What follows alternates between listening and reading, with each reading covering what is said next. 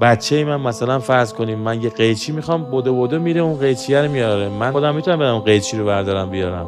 اون این کار رو انجام میده که یه مرحبایی بهش بگم، یه محبت ویژه‌ای در حقش داشته باشم. در هر ساعتی برای وجود مقدس امام زمان، برای سلامتی امام زمان یه دونه آیت الکرسی مثلا بخونیم.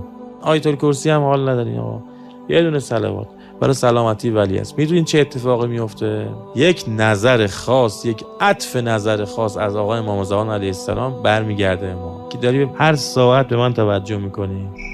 بچشیم ببینیم آقا طعمش چجوریه واقعا. وقتی او میبیند که در هر ساعتی یاد او کردیم و برای او دعا کردیم، برای فرجش، برای سلامتیش، برای خوشحالیش، او نگاه نمیکنه، نگاه ویژه انجام میده، عنایت میکنه، زمان ما رو بهش برکت میده، زمان رو بهش کیفیت میده.